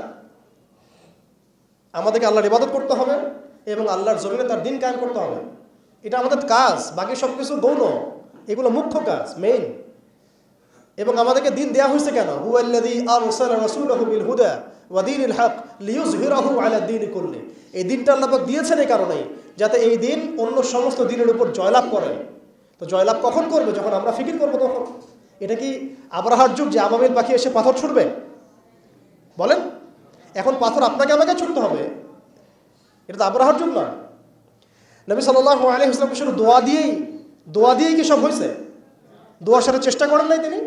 এমনকি বদর যুদ্ধের দিনও তিনি কূপ দখল করলেন, ভালো জায়গাটাতে শিবির গাড়লেন, সৈন্য বিন্যাস করলেন। সব কিছু যখন ঠিকঠাক মতো হয়ে গেল, তারপরে বৃষ্টি আসলো আল্লাহর পক্ষ থেকে, তিনি দোয়া করা শুরু করলেন। এই দোয়ায় আল্লাহ পাক ফেরেশতা নাজিল করলেন। তাহলে কি আমাদের কাছে একমুখী না সব কিছু করতে হবে? এখন আমাদেরকে এই ল্যাকিংসগুলোকে খুঁজে বের করতে হবে। আমাদের ল্যাকিংস কোথায়? এই ইমানের দুর্বলতা, জীবনের উদ্দেশ্যে দুর্বলতা। আমরা দুনিয়াদার হয়ে গেছি, ভোগবিলাসী হয়ে গেছি, আমরা আমাদের ঐতিহ্য ভুলে গেছি, আমাদের শেকড় ভুলে গেছি, আমলে ঘাটতি হয়ে গেছে, হারামখোর হয়ে গেছি, আমরা জেনাকার হয়ে গেছি, আমরা ফ্রি মিক্সিং করতেছি, পরকীয়া করতেছি, ঘুষ খাচ্ছি, দুর্নীতি করতেছি, সুদ খাচ্ছি, আমরা করতেছি এগুলা। আমাদের ল্যাকিংসগুলোকে আমাদেরকে দূর করতে হবে। ইলমের ঘাটতি হচ্ছে, আমলের ঘাটতি হচ্ছে, আলেমদের সাথে সোহবত নাই, তাসকিয়া নাই, পড়াশোনা নাই। কি করতেছি ভাই আমরা? আসলে কি জন্য আসছি আর কি করতেছি? এইখান থেকে ভবিষ্যৎটা হচ্ছে এই যে ইনশাআল্লাহ এই দিন বিজয় লাভ করবেই। আজকার কাল হোক, আল্লাহ পাক এমন জামা, এমন ইমারা, এমন আল্লাহর সেনাবাহিনী তৈরি করবেন যারা আস্তে আস্তে আস্তে আস্তে বাইতুল মুকাদ্দাস পর্যন্ত জয় করবে। এখন কথা হচ্ছে এগুলো যেহেতু হবেই, লাউহে মাহফুজে লেখা হয়ে গেছে কুদিয়াল আমর, তাহলে আমাদেরকে তো আমাদের কাজগুলো এখন বের করে ফেলা উচিত। আমাদের কাজ কি করতে চান? আদৌ সেই বিজয় কাফেলে আমরা শরীক হতে চাই কি না? নাকি এইভাবেই আমরা দিন যাবে রাত যাবে, খাবো দাবো, ফুর্তি করবো আর মারা যাবো, এটাই কি আমাদের উদ্দেশ্য কিনা? আমাদেরকে আমাদের লক্ষ্য আগে ফিক্স করতে হবে। লক্ষ্য ফিক্স করতে হলে কয়েকটা কাজ মোটা থেকে বের হয়, আমি 1 মিনিটে বলে শেষ করে দিচ্ছি। সেটা হচ্ছে ভাই আমাদের সবাইকে আগে তওবা করে আল্লাহর দিকে ফিরে আসতে হবে, প্রথম কাজ এটা। কারণ নাপাক নাপাক কলব দিয়ে, নাপাক হৃদয়ের মধ্যে আপনি কখনো দিনের ফিকিরগুলোকে ঢুকাইতে পারবেন না। কলবকে পবিত্র করতে হলে আমাকে আগে তওবা করে আল্লাহর দিকে ফিরতে হবে, আল্লাহর দিকে ফিরে আসেন, নিজের জীবনটাকে মূল্যায়ন করেন। আসেন আমরা সবাই মিলে একটা কাজ করি, অন্তত পক্ষে একটা সময় আমরা সবাই মিলে একটা চেষ্টা করি, ফলাফল আল্লাহর হাতে, আল্লাহর জমিনে আল্লাহর দিন কায়েম করা যায় কিনা চেষ্টা করে দেখি ইনশাআল্লাহ। এবং সেটা আমাদেরকে তো আল্লাহ পাক পুরো বিশ্বের জিম্মাদার করেন নাই, আমরা এই অঞ্চলে থাকি, এই অঞ্চলে অন্তত আমাদের চেষ্টা করা উচিত। অন্য অঞ্চলে তো ভাইরা চেষ্টা করছে, আফগান ভাইরা তো আমাদের জন্য পরোয়া করে বসে থাকে নাই, থাকছে থাকে নাই, ওই আফ্রিকার ভাইরাও তো বসে নাই, কেউ কি বসে আছে? দেখেন যাদের কাজ করা তারা কিন্তু ঠিকই করতেছে। আমাদের অঞ্চলের কনফ্লিক্টটা আপনি এড়াইতে পারবেন না। আমাদের অঞ্চলের কনফ্লিক্টটা হচ্ছে এই উগ্র হিন্দুত্ববাদীদের এগেনস্টে। এটা আজ হোক আর কাল হোক আপনারা বুঝতে পারবেন। এর একটা বড় মিশন নিছে, অখণ্ড ভারত তারা করতে চায়, এটা স্পষ্ট এজেন্ডা ওদের। এই এজেন্ডার মধ্যে বাংলাদেশ বাইরে না, বাংলাদেশ অন্তর্ভুক্ত আছে। আমাদেরকে প্রিপারেশন নিতে হবে, সব দিক থেকে প্রিপারেশন নিতে হবে। সবচেয়ে বড় প্রিপারেশন আল্লাহর দিকে ফিরে আসা, পরিপূর্ণ ইসলামে প্রবেশ করতে হবে। উদখুলু ফিস-সিলমি কাফা, একদম। আর ওই যে আয়াতটা প্রথমে বললাম, ইত্তাকুল্লাহ ইত্তাকুল্লাহ ওয়ালা তামুতুন্না ইল্লা ওয়া আনতুম মুসলিমুন, পরিপূর্ণ মুসলিম হয়ে যেতে হবে। আল্লাহর ভয় নিয়ে আসা, আল্লাহর কাছে আত্মসমর্পণ করা, পরিপূর্ণ মুসলিম হয়ে যাওয়া, আল্লাহর সব আদেশগুলো মানা, নিষেধগুলো ছেড়ে দেওয়া, নবীর সব আদেশ মেনে চলা, নবী যে নিষেধ করেছেন সেগুলো ছেড়ে দেওয়া সাল্লাল্লাহু আলাইহি ওয়াসাল্লাম। একই সাথে হালাল খাইতে থাকা, হারামে না যাওয়া, পরিবার ঠিকঠাক করে ফেলা, যদি ঠিক না হয় অন্তত একা হইলে একাই চলতে হবে। এটা আপনার জীবন, হিসাব আপনার, কবর হাসর আমার, যার যার তার। এটাতে কারো জন্য কারো পরোয়া করার কোনো সুযোগ নেই, কারো জন্য কারো বসে থাকার কোনো সুযোগ নেই, আমাকে আমার রাস্তায় চলতে হবে। অতএব এটা ঠিক করে ফেলা, পাশাপাশি আমাদের সন্তানদেরকে মানুষ করার চেষ্টা করা, এবং খাস করে আমাদের তরুণ ভাইদেরকে এই ইমানের পথে নিয়ে আসা। তাদেরকে দিয়ে হবে ইনশাআল্লাহ, আমরা প্রমাণ দেখেছি তাদেরকে দিয়ে হবে, এটা আমরা বিশ্বাস করি। শুধু তাদেরকে ঠিকভাবে নার্সিং করতে হবে, ভুল পথে যেন রক্ত না যায়, ভুল পথে যেন রক্ত না যায়। আজকে আবু সাইদ জীবিত থাকলে এই কথাটাই বলতো, এই জন্য রক্ত দিয়েছিলাম নাকি, আমি কি এই জন্য রক্ত দিয়েছিলাম নাকি? আজকে মুগ্ধ থাকলে এই কথাই বলতো, আমি এই জন্য রক্ত দেই নাই। যা করতেছেন আপনারা, আর বেশি বললাম না, যা করতেছেন আপনারা, শহীদ ভাইরা জীবিত হইলে তারা এই কথা বলতো, এই জন্য আমরা রক্ত দেই নাই। এখন আমাদের এই প্রজন্মের ভাইদেরকে বোঝাতে হবে, দাওয়াতের কাজ বাড়াতে হবে, ওলামা ইকরামের সহবত লাগবে, ইলম লাগবে, তারপরে তাসকিয়া লাগবে, আধ্যাত্মিকত্বর দরকার আছে, ব্যাপক পড়াশোনা করতে হবে, আমল বাড়াই দিতে হবে, এবং সময় নষ্ট করা যাবে না। এর পাশাপাশি আমাদের প্রয়োজন হবে একটা জামাআবদ্ধ হওয়া, প্রত্যেকটা জায়গায় তাওহীদপন্থী ভাইদেরকে জামাআবদ্ধ হয়ে যেতে হবে। বড় পরিসরে জামা হোক না হোক, ছোট ছোট জামাগুলো হয়ে যাক, ছোট ছোট জামাগুলো প্রত্যেকটা জায়গায় হয়ে যাক। এলাকা ভিত্তিক কাজ করেন, মসজিদ ভিত্তিক কাজ করেন, আপনি অ্যাসোসিয়েশন করে কাজ করতে থাকেন, ইনশাআল্লাহ একদিন না একদিন আল্লাহ চান তো বড় জামাও ক্রিয়েট হয়ে যাবে ইনশাআল্লাহ। আমাদের লাগবে আমির, লাগবে মামুর, লাগবে সাম ওয়া তাআ, আমাদের লাগবে একটা চেইন অফ কমান্ড, এবং এদাদ লাগবে, প্রস্তুতি লাগবে, শারীরিক প্রস্তুতি, মানসিক প্রস্তুতি, আত্মিক প্রস্তুতি। যখন সময় আসবে ইনশাআল্লাহ আমরা ঝাঁপাই পড়বো ইনশাআল্লাহ। এখন এখানে দাওয়াতের ক্ষেত্র চলতেছে, বাংলাদেশে এখন দাওয়াতের মেহনত বাড়াতে হবে, ব্যাপক দাওয়াতের কাজ করতে হবে। এখানে বাংলাদেশের অভ্যন্তরে সশস্ত্র যুদ্ধের কোনো এখানে মাসালা নাই, সুযোগ নাই। কিন্তু যদি এই অবস্থা না থাকে, শান্তিপূর্ণ অবস্থা, তাহলে আমাদের এখানে দাওয়াতের মেহনত বেগমান থাকতে হবে। এখন সে হালত চলতেছে, অতএব আমাদের সবাইকে দাওয়াতের কাজে আত্মনিয়োগ করতে হবে, এই যোগ্যতা তৈরি করতে হবে, এবং এলাকা ভিত্তিক জামা গঠন করে ফেলতে হবে। এবং সবচেয়ে বড় কথা, ইসলাম তো পালন করবই, এর পাশাপাশি অন ইসলামিক যে কুফরি, আকিদা, শিরিক, বেদাত, এগুলো সম্পর্কে আমাদের জানতে হবে। তো এগুলো তাহলে এই তন্ত্রমন্ত্রগুলোকে আমরা বলি এখনকার জামানার দেবতা, যেগুলোর পূজা ওরা করতেছে। ওই জামানায় যেমন লাত, উজ্জা, হবল, মানাতের ইবাদত হতো, এখন ঠিক এই তন্ত্রমন্ত্রগুলোর ইবাদত, দাসত্ব, পূজা হচ্ছে, এবং সেগুলো আমাদেরকে গেলানো হচ্ছে, আমরা যেন এগুলো হজম করি, গিলি। অথচ এগুলো আমাদেরকে ধ্বংস করার জন্যই তারা সৃষ্টি করেছিল। আমাদের চোখ এখনও সবার খোলে নাই। এই সিস্টেমগুলো আমাদেরকে কখনোই সেই হারানো ঐতিহ্য ফিরাই দিবে না। এই সিস্টেমগুলোর মধ্য দিয়েও কখনো ইসলাম কায়েম করা সম্ভব নয়। আপনারা আরও 100 বছর ট্রাই করেন, 100 বছর পরে হলেও বুঝবেন। যদি হতো 100 বছর আগেই হইতো। আরও 100 বছর ট্রাই করেন, তারপরেও যদি আক্কেল হয়। এই সিস্টেমগুলো তৈরি করা হয়েছে আমাদেরকে ওদের দাস বানানোর জন্য। এরপরে ওদের বানানো তন্ত্রমন্ত্রের মধ্যেই আমরা হাবুডুবু খাচ্ছি। আপনার আমার জীবনের প্রতিটা ডিপার্টমেন্ট এই আদর্শে দীক্ষিত। এমনভাবে আমরা অবচেতন মনে এদের দাসত্ব করছি, মনে হচ্ছে যেন এর বাইরে কোনো পথই নাই, কোনো পদ্ধতি নাই, যেন এর বাইরে কোনো আমাদের উদ্ধার পাওয়ার, উন্নতি করার কোনো রাস্তাই মনে হয় খোলা নাই। এরা আসছে কতদিন হলো পৃথিবীতে? আপনি বলেন তো আমাকে, এরা পৃথিবীতে আসছে কবে থেকে? 100 বছর, 150 বছর, 200 বছর, সর্বোচ্চ 300 বছর। সর্বোচ্চ 300 বছর যদি আপনি ফরাসি বিপ্লব থেকে হিসাব করেন, সর্বোচ্চ 300 বছর। 1400 বছর আগে নবী মুহাম্মদ সাল্লাল্লাহু আলাইহি ওয়াসাল্লাম যে ইনসাফ, যে ঈমান, আদালত, আমানত, ইসলামিক স্টেট, শরিয়া, ইমারা, খিলাফা কায়েম করে দিয়ে গেলেন। তারপরে 1200 বছর তো আমরা বিশ্ব চালাইছি। কত বছর? 1200 বছর। এই 1200 বছর আমরা বিশ্বকে চালাইছি। ওরা আমাদের রাষ্ট্রে থাকতো কর দিয়ে, জিজিয়া দিয়ে থাকতো। ওরা আমাদের রাষ্ট্রে জিজিয়া দিয়ে থাকতো। আমাদের ব্যাক টু ব্যাক জিহাদ হয়েছে ওদের সাথে, জিহাদ হয়েছে, কিতাল হয়েছে, ক্রুসেড হয়েছে। কখনো তো আমরা এরকম করে চিন্তা করি নাই। এটা নতুন ওয়ার্ল্ড অর্ডার আসছে। বিগত 200, 250, 300 বছর থেকে বিশ্বে একটা নতুন ওয়ার্ল্ড অর্ডার নিয়ে আসছে তারা। এবং যারাই ওদের পথে বাধা দিবে তাদেরকে তারা ধ্বংস করে ফেলবে। আরবের মোনাফেকরা এমনি তাদের তাবেদার হয় নাই, কারণ ওদেরকে তারা এই ভয়ে, জুজুর ভয়ে রেখে দিয়েছে। বিশ্বাস করেন, বাকি যারা যারা ওদের গোয়েন্দা সংস্থারা আছে, এরা সবাই কোনো না কোনোভাবে আরবকে নিয়ন্ত্রণ করছে। শুধু তাই না, ওদের আদলে প্রত্যেকটা সেকুলার মুসলিম কান্ট্রিকে সাজানো হচ্ছে। ওই ধাঁচেই সামরিক বাহিনীগুলো কাজ করছে। তাদের মিশন আমরা সার্ভ করতেছি, তাদের মিশন মুসলিমরা সার্ভ করতেছে। ওদের ওয়ার্ল্ড ব্যাংক, IMF কিছুই করতে পারতো না যদি আরবরা তাদেরকে তেল না দিত। শুধু তেল দিয়েছে তাই নয়, বরং তার একটা পেট্রো ডলার মনিটরিং সিস্টেম চুক্তি করেছে। পেট্রো ডলার মনিটরিং সিস্টেম, এটাকে আমরা বলি পেট্রো ডলার চুক্তি। এই চুক্তি ডলারকে বিশ্বের মানে লিডিং কারেন্সি বানাইছে। এটার পিছনে আছে পেট্রো ডলারের ইতিহাস। এই কারণে আজকে ডলার সারা বিশ্বকে ডমিনেট করতেছে। আপনি ডলারের বাইরে চিন্তাই করতে পারবেন না। ওয়ার্ল্ডে মাত্র 3টা কান্ট্রি আছে যে 3টা কান্ট্রি ওদের এই সিস্টেমের বাইরে থাকে। আর যারা থাকে তাদেরকে যে ওরা কত রকম চাপ দিচ্ছে এটা তো আপনারা জানেন। আশ্চর্যের বিষয় হচ্ছে ওই 3টা মাত্র কান্ট্রির মধ্যে কোনো মুসলিম কান্ট্রি নাই, ইরান ছাড়া।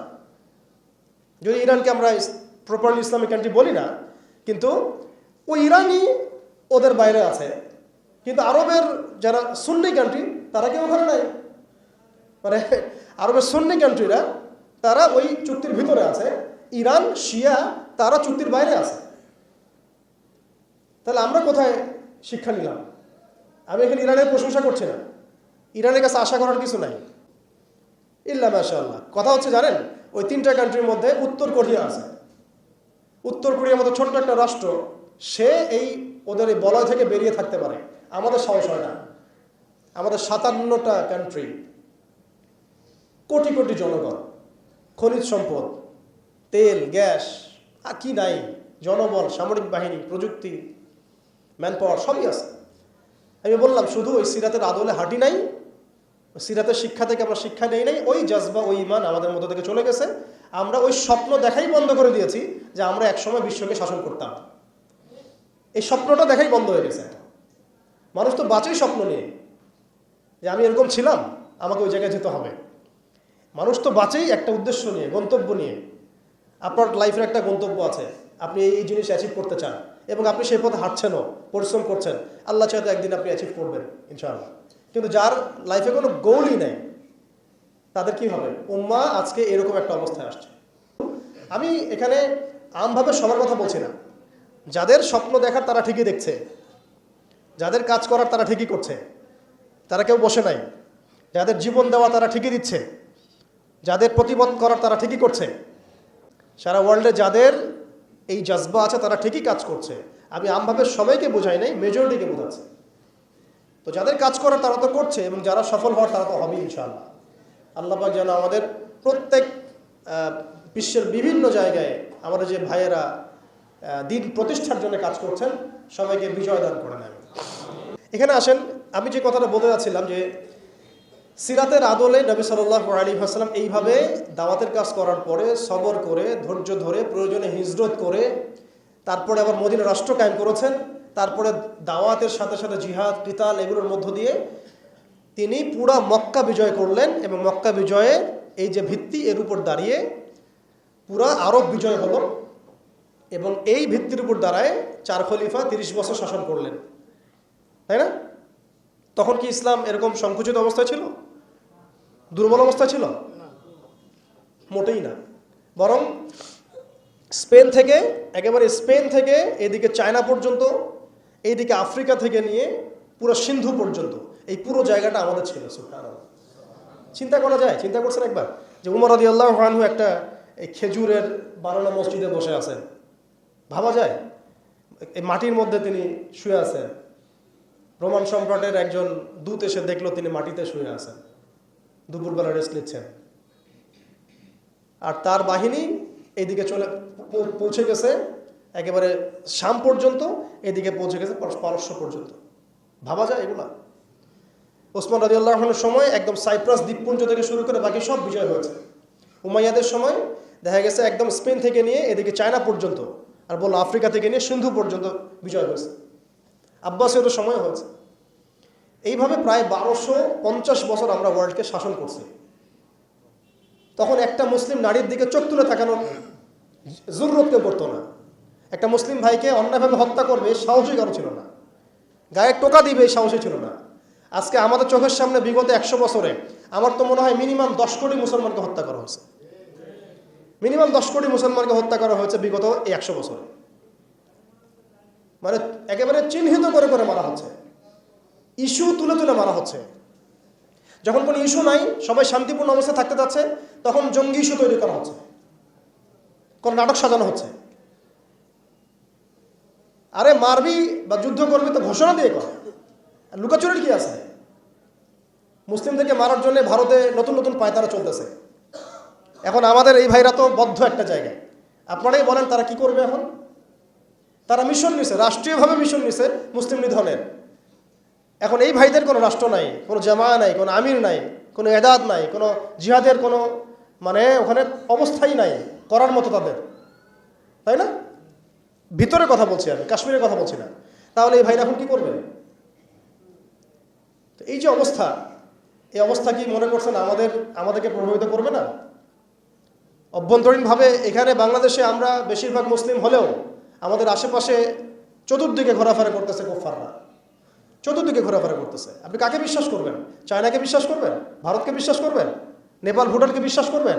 না মায়ানমারকে বিশ্বাস করবেন? আপনি যাবেন কোন দিকে? আমাদের প্রস্তুতিটা কি? আমাদের প্রিপারেশন কি? রাষ্ট্র কি প্রিপারেশন নিচ্ছে? আমার কথা হচ্ছে রাষ্ট্র নাকি যুদ্ধ করে? সবাই বলেন একটা কথা না, রাষ্ট্রের অধীনে যুদ্ধ। তো রাষ্ট্র কি প্রিপারেশন নিচ্ছে? রাষ্ট্রের সেই ফিকির আছে কিনা? রাষ্ট্রের তো এই ফিকিরটুকু নাই যে রাষ্ট্রের মধ্যে ইসলামিক আইনগুলো বাস্তবায়িত হোক। এইটুকু ফিকির নাই তো আপনাদের। যারা ইলেকশন নির্বাচন গণতন্ত্র এগুলো করতেছেন, কার ফিকির আছে? আল্লাহর কসম করে বুকে হাত দিয়ে বলেন তো কার ফিকির আছে ক্ষমতায় গিয়ে আপনি আল্লাহর আইন বাস্তবায়ন করবেন? ইসলামপন্থী ভাইদের কথা বাদ দিচ্ছি, ইসলামপন্থী ভাইদের কথা বাদ দিলাম, আমি সেকুলারদের কথা বলছি, ডেমোক্রেটিকদের কথা বলছি। কারণ রাষ্ট্র চলে আসছে এইভাবেই। আর যারা ফিকির করছেন ইসলাম নিয়ে আমি যাব, ওখানে গিয়ে এটা করবো, এটা আপনি ডেমোক্রেটিক সিস্টেমে করতে পারবেন না। আপনাকে সিস্টেমটা সরাই ফেলতে হবে। গণতন্ত্র বলে কোনো শব্দই রাখা যাবে না, তারপরে শরিয়া কায়েম করতে পারবেন। শরিয়া আর গণতন্ত্র একসাথে থাকতে পারে না। শরিয়া, গণতন্ত্র, ধর্মনিরপেক্ষতাবাদ, কমিউনিজম এগুলো একসাথে থাকতে পারে না। একটা বোতল, এর মধ্যে আছে আপনার বিষ, এখানে আপনি দুধ খেতে পারবেন না। একটা বোতল, এখানে আছে বিষ, আপনি এটাকে 1000 বার ধুইতে হবে, ধোয়ার পরে আপনি দুধ ঢালতে পারবেন, খাওয়ার রিস্ক দিতে পারবেন, তাও খাবেন কিনা সন্দেহ আছে। আর এগুলো হচ্ছে মারাত্মক শিরকের বিষ। আমাদের হচ্ছে বড় কান্ট্রি আছে একটা তুরস্ক, একটা ইসলামিক ল বাস্তবায়ন করছে কিনা দেখায়। বড় একটা কান্ট্রি আছে মিশর, দেখায় না আমাকে একটা ইসলামিক ল বাস্তবায়ন করতে পারছে কিনা। তিউনিসিয়া পারছে কিনা, আজারবাইজান পারছে কিনা, মরক্কো পারছে কিনা, ইথিওপিয়া পারছে কিনা? আপনারা বলেন পারছে কি? ইয়েমেন পারছে কিনা, জর্ডান পারছে কিনা, লেবানন পারছে কিনা? পারে নাই। আফগানিস্তান পারছে কেন? আফগানিস্তান পারছে কেন? কারণ তারা সিস্টেমগুলোকে সরাই দিছে। সিরাতের আদলে, সিরাতের রক্তে ওরা জমিনকে পবিত্র করে ফেলছে। সিরাতের আদলে জিহাদের মাধ্যমে রক্ত দিয়ে ওদেরকে বিতাড়িত করে ওরা জমিনকে পবিত্র করে শরিয়া কায়েম করছে। এটাই শরিয়া কায়েম করার রাস্তা, আর কোনো রাস্তা নাই। আপনি যতই তন্ত্রমন্ত্রের ধার ধারেন না কেন, আপনি কখনোই সফল হতে পারবেন না। লিখে নেন, কাজ করতে থাকেন, দেখেন ফান্তাজিরু ওয়া ইন্না মাআকুম মিনাল মুনতাজিরিন। কোনো সমস্যা নাই। আফগান পারছে এই কারণেই, কারণ তাদের তন্ত্রমন্ত্রের গোলক ধাঁধায় পড়ে নাই। তারা সিরাতের রাস্তায় হাঁটছে। ওকে, আমাদের সাথে লড়বা, আমরাও তোমাদের সাথে লড়বো। ঠিক আছে, হয় তোমরা থাকবে, না হলে আমরা থাকবো। হয় তাওহীদ থাকবে, না হলে শিরক থাকবে। হয় শরিয়া থাকবে, না হলে তোমাদের তন্ত্রমন্ত্র থাকবে। এই লড়াই যখন হয়েছে, হইতে হইতে হইতে এক পর্যায়ে 20 বছর সময় লাগলেও সেটা আজকে বাস্তবায়ন হয়েছে। যেটা আপনার আমার অঞ্চলে 100 বছরও হয় নাই, 50 বছরও হয় নাই। এরপরেও আল্লাহ পাক আমাদেরকে চোখের সামনে কিন্তু মিসাল দেখাই দিয়েছেন।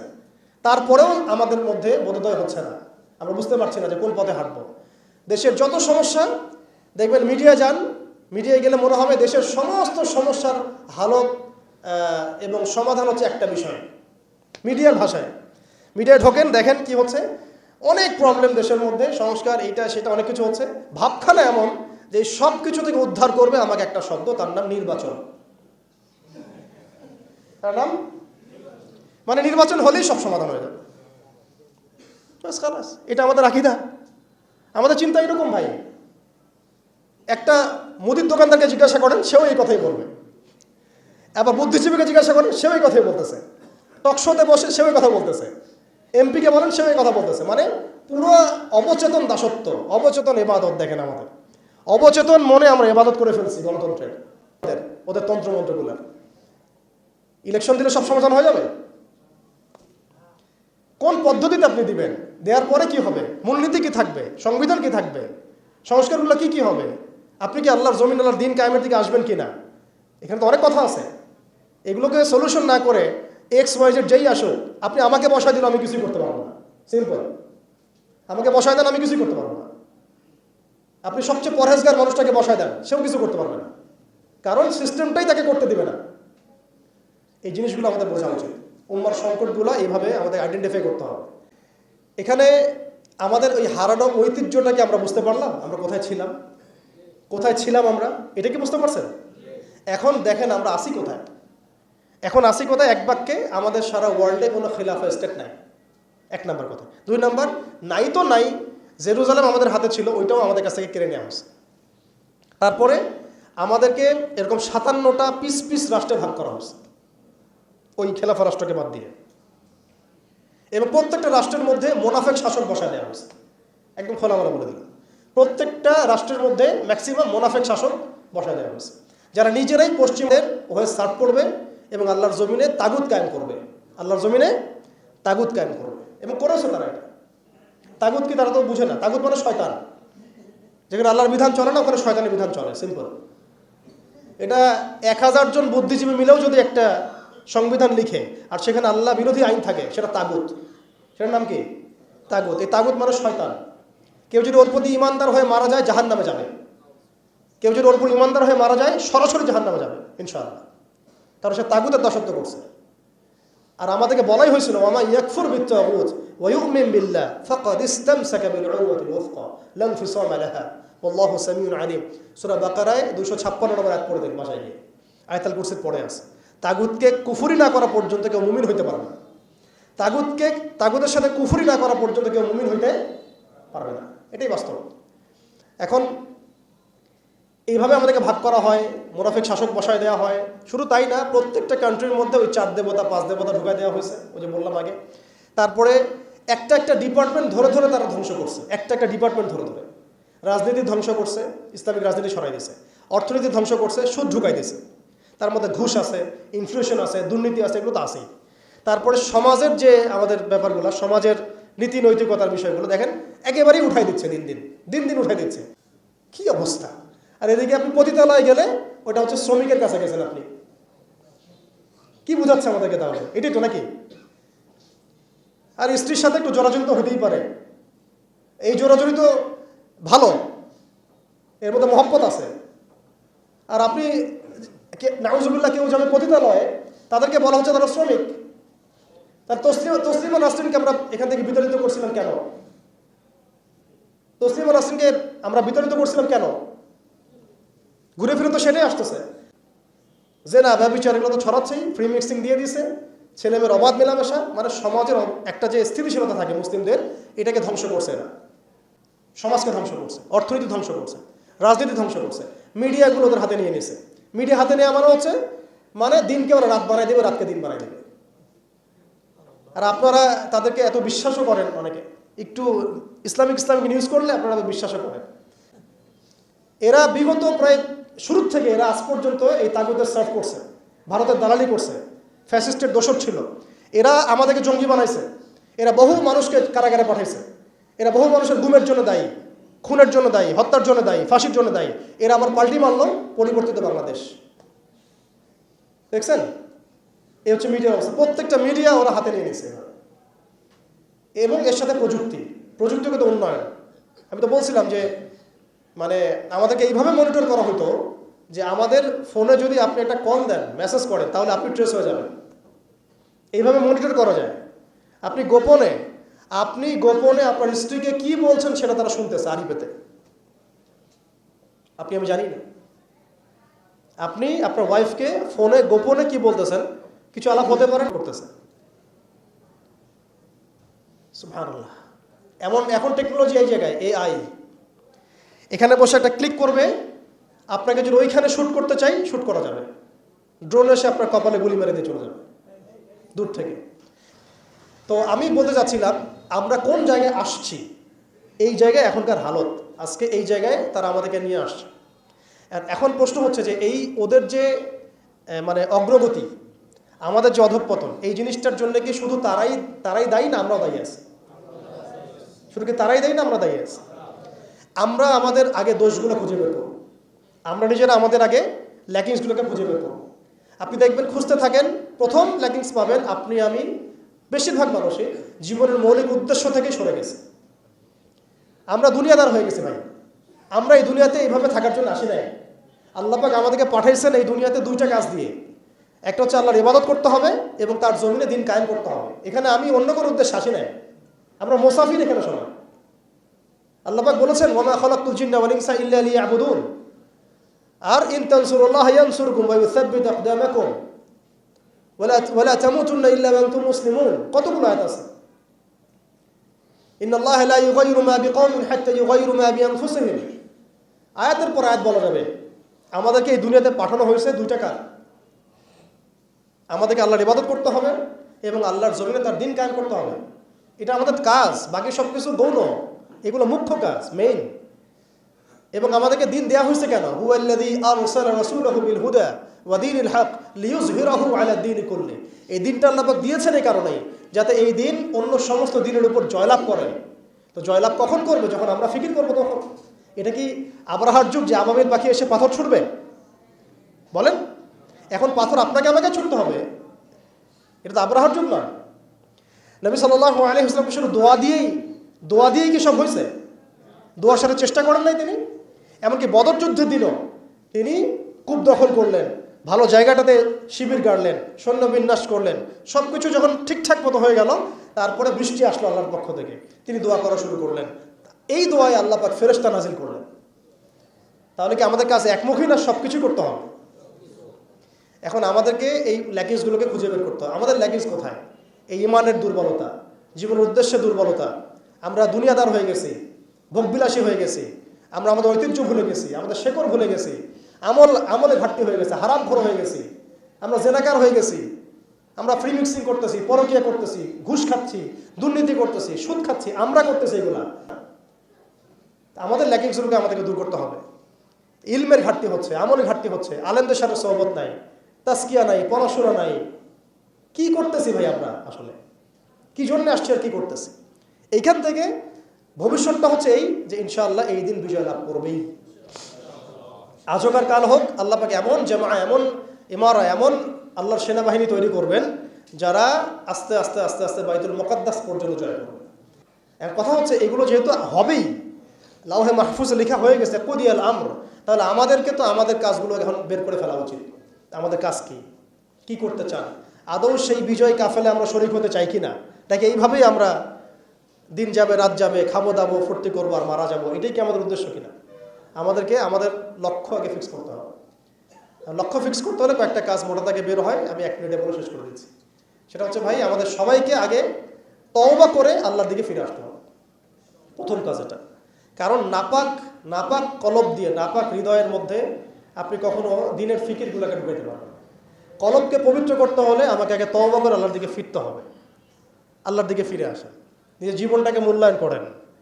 আসেন আমরা সবাই মিলে একটা কাজ করি, অন্ততপক্ষে একটা সময় আমরা সবাই মিলে একটা চেষ্টা করি, ফলাফল আল্লাহর হাতে, আল্লাহর জমিনে আল্লাহর দিন কায়েম করা যায় কিনা চেষ্টা করে দেখি ইনশাআল্লাহ। এবং সেটা আমাদেরকে তো আল্লাহ পাক পুরো বিশ্বের জিম্মাদার করেন নাই, আমরা এই অঞ্চলে থাকি, এই অঞ্চলে অন্তত আমাদের চেষ্টা করা উচিত। অন্য অঞ্চলে তো ভাইরা চেষ্টা করছেই, আফগানের ভাইরা তো আমাদের জন্য পরোয়া করে বসে থাকে নাই, থাকছে? থাকে নাই।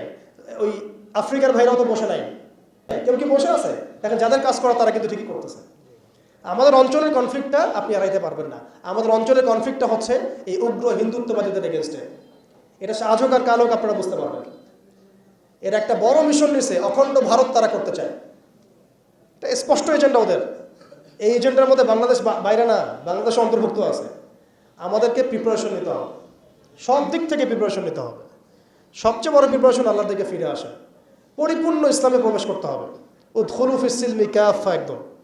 আর ওই যে একটা প্রথমে বললাম, ইত্তাকুল্লাহ ওয়ালা তামুতুন্না ইল্লা ওয়া আনতুম মুসলিমুন, পরিপূর্ণ মুসলিম হয়ে যেতে হবে। আল্লাহর ভয় নিয়ে আসা, আল্লাহর কাছে আত্মসমর্পণ করা, পরিপূর্ণ মুসলিম হয়ে যাওয়া, আল্লাহর সব আদেশগুলো মানা, নিষেধগুলো ছেড়ে দেওয়া, নবীর সব আদেশ মেনে চলা, নবী যে নিষেধ করেছেন সেগুলো ছেড়ে দেওয়া সাল্লাল্লাহু আলাইহি ওয়াসাল্লাম। একই সাথে হালাল খাইতে থাকা, হারামে না যাওয়া, পরিবার ঠিকঠাক করে ফেলা, যদি ঠিক না হয় অন্তত একা হইলে একাই চলতে হবে।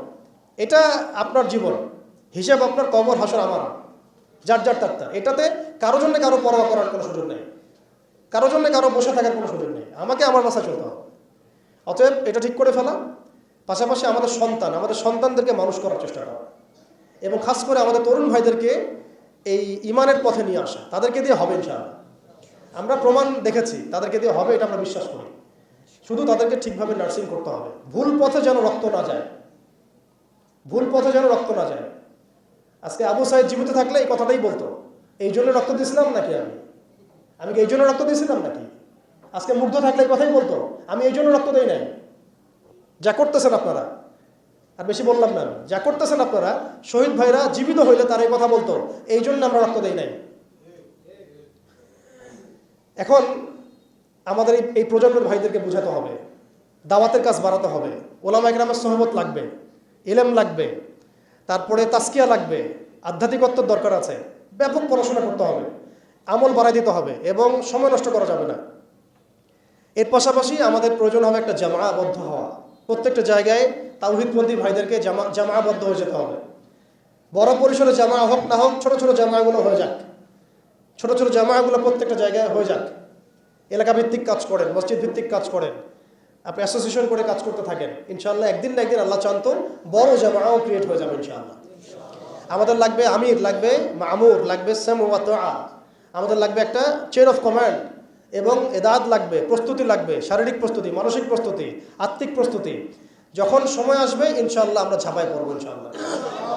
এখন এখানে দাওয়াতের ক্ষেত্র চলতেছে, বাংলাদেশে এখন দাওয়াতের মেহনত বাড়াতে হবে, ব্যাপক দাওয়াতের কাজ করতে হবে। এখানে বাংলাদেশের অভ্যন্তরে সশস্ত্র যুদ্ধের কোনো এখানে মাসালা নাই, সুযোগ নাই।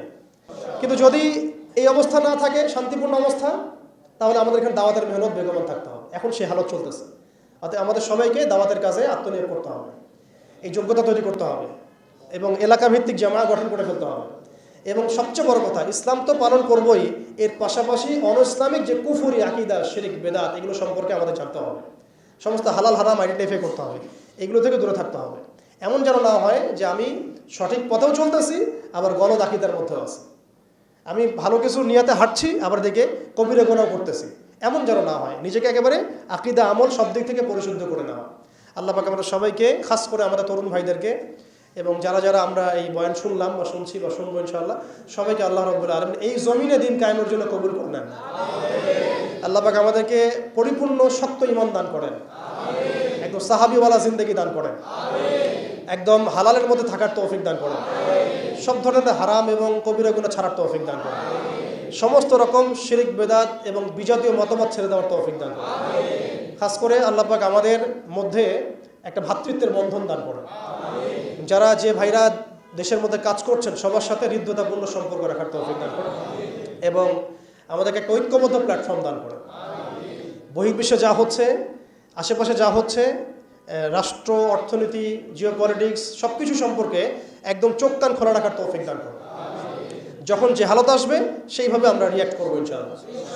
এখন আমাদের কাজগুলো যেগুলো বললাম এগুলো আমরা করতে থাকবো এবং এগুলোর সাথে সাথে আমরা ব্যাপক দাওয়াতের কাজ করতে থাকবো।